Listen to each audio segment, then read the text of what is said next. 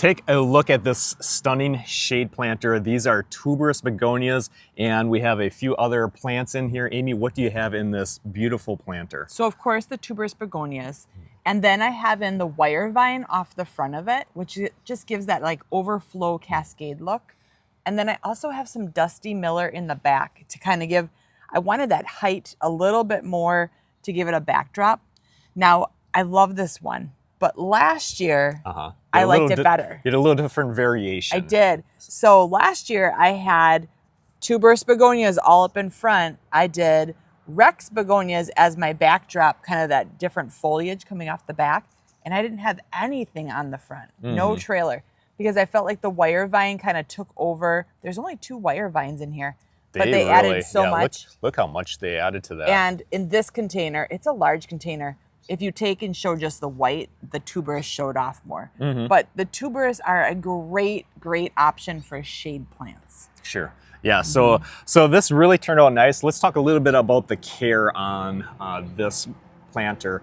So with the begonias, we do need to go through and clean them up periodically. And when they start breaking down, you can see these flowers right here. It's very easy. It's very easy just to nip these off, and you can see right here, we just nipped it off right at that stem. You can just push right through with your thumb or your fingers and it comes right off. But we want to get rid of this whole thing because we don't want this sitting down on the foliage. What happens is some of that foliage can rot down like the leaves. Anything in question, take it off. But we don't want this falling down and rotting on the leaves. So take these off, get rid of them. Don't just throw them in your soil, get rid of these because they will cause problems if you let that happen. So just going through and periodically cleaning up these flower heads and cleaning off anything that falls down, get rid of that. I think that's a really important reminder for people. They tend to have a plant that needs a little bit of cleaning up, and the begonias would be one of them.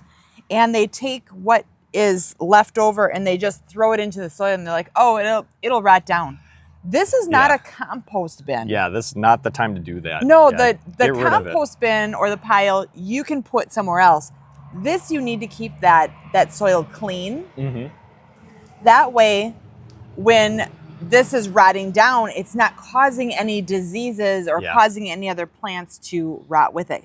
Think of like 2 apples put together, and if one's rotting, most likely it's going to start rotting the one next to it. You don't want that. So get that out of your soil, clean that up, put this in your compost area. That's really important because these have a lot of moisture in them. Yeah, they do. Yeah, the leaves hold a lot of moisture, the stems certainly. So yeah, you do want to periodically go through, clean these up. So we do have the Tuberous Begonias, the Homilus Begonias. There's a little bit of difference between the two. The Homilus have smaller clusters of flowers. The Tuberous have the larger flowers, especially those. Once they go, take those off because they can be a big mushy mess when they start to go. They do like the shade, so remember that. And watering, they hold a lot of moisture in their stems and in their actual flower. So your watering needs to be a little bit less, not dry. No, but you want to watch it because they're in the shade. So your planters that are in the sun, like your petunias and geraniums, they're sitting in that blasting sun and that moisture is evaporating pretty actively. Where these shade planters, they're much cooler and they're not going through nearly as much moisture. So you do need to watch it. That's something that I have to remind myself is I have to adjust. The great big petunias, they're going through a lot of moisture. These shade planters, they don't go through nearly as much. So you try to go a little bit easier on that watering. And on the back side, we're talking about the begonias, but we also have this Dusty Miller in here. Dusty Miller typically likes to be in more sun than what these are in. So you can see it's much more compact. But they're doing great. They're doing good. Yeah. If they were in more sun, they'd get much bigger. And that was something that was one of my fails. But do you know who also loves the begonias? The deer. The deer will munch on those. Arch nemesis. Yeah. So far, they've left our planters alone. Unfortunately, they've been munching a lot on the petunias. So these planters they've left because they've been just going to town on eating all of our petunias. So, well, we have these looking good. I do want to show This one is so gorgeous. I want to just kind of move in and show it. I mean, there are such beautiful colors in all of these begonias, but take a look at how beautiful it's like a two-tone. And you have your favorites too. I do. Yeah, there's some really neat. I mean, there's just a lot of variety here with the begonias. My favorite keeps changing because every time I look at the flowers, you know, they like each one is so unique in the color.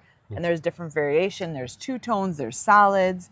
There's just, even within like when I was picking out yellows to sell, yeah, I must have had like 8 different yellow colors, and each one was so unique that I was like, oh, but there's the bright, vibrant yellows. There's the softer yellows, and so, but yeah, with a mix, they really look gorgeous. They do. So you can feed once a week with the Beat Your Neighbor fertilizer.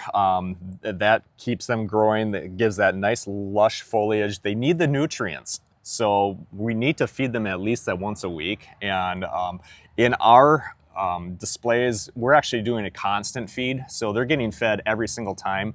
That's at a lower dose with the Beat Your Neighbor fertilizer. About a 1/3 to 1/2 is what we consider a constant feed. And I have everything on a constant feed. So these are actually getting fed constantly every time that I water. And so far, it's been every day. We've had really, really nice weather, you know, that over 75 degrees, I'm watering. So they're looking great. Just remember that if you have something hanging over top of them, like we have great big petunias hanging over top, you might have to move your container, whether it's in or out a little bit, so it's not sitting in that drip line, because yeah, if they're dripping on here, that can cause trouble. So these we actually have a little bit further in, and so then they're getting a little bit more shade too, which they're loving. And then the petunias are kind of hanging in that sunshine. So everything's looking beautiful though. So a great one of our shade favorites. Plant. Yes, great shade plant with lots of color. So enjoy. We'll see you next time. All right, bye-bye.